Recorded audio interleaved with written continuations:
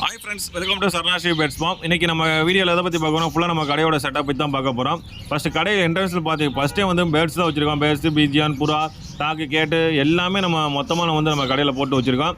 எல்லாமே நம்ம wholesale price தான் பேர்ட்ஸ் எல்லாமே கொடுத்துக்கிட்டு இருக்கோம். நம்ம ஃபார்ம் என்ன ரேட்டில் கொடுக்குறோமோ அதே ரேட்டில் நம்ம கடையில் போட்டு கொடுத்துக்கிட்டு இருக்கோம். நம்ம ராம்நாட்டில் என்னோடய ப்ரைஸுக்கு யாருனாலையும் பேர்ட்ஸ் கொடுக்கவே முடியாது. எந்த பெட்ஸ் ஆஃப் கடையிலும் கொடுக்க முடியாது, வாய்ப்பே கிடையாது. அது ஃபிஞ்சஸாக இருந்தாலும் சரி, ஆஃப்ரிக்கன் காக்டெயில் எதாக இருந்தாலும் சரி. லவ் பேர்ட்ஸ் மட்டும் நம்மகிட்ட ப்ரீட் ஆகலை. லவ் பேர்ட்ஸ் மட்டும் நம்ம வெளியில் வந்து கொடுக்கறனால கொஞ்சம் ரேட் இருக்கும். மிச்சம் எல்லா பேர்ட்ஸும் நம்ம ஹோல்சேலில் தான் கொடுத்துக்கிட்டு இருக்கோம்.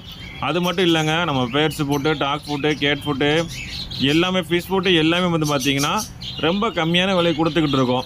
எந்த அளவுக்கு கம்மியாக கொடுக்க முடியுமோ மற்ற கடைகளோட அந்தளவுக்கு கம்மியாக கொடுக்கணும் ஒரு நோக்கத்துக்காண்டி தான் அந்த கடையே ஆரம்பிச்சிருக்கேன்.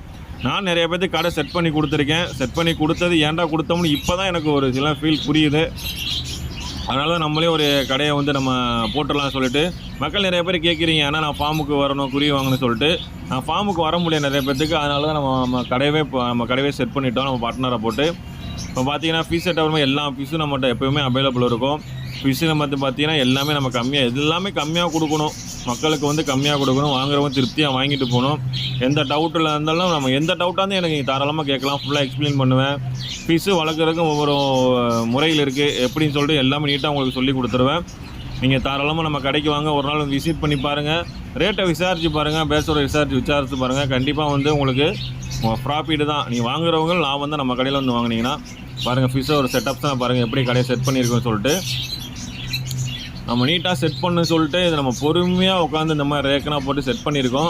ஆனால் அவசரமாக ஓப்பன் பண்ணனால நம்ம வந்து பெயிண்டிங் எதுவும் அடிக்க முடியல. இருந்தாலும் அரைக்குறையாக நம்ம ஸ்டார்ட் பண்ணிட்டோம். இருந்தாலும் 1.5 மணி தான் நல்லா போய்கிட்டு இருக்குது. பாருங்கள் எப்படி செட்டப்னா எப்படி வச்சுக்கிட்டு இருக்கோம் பாருங்கள் நீங்களே.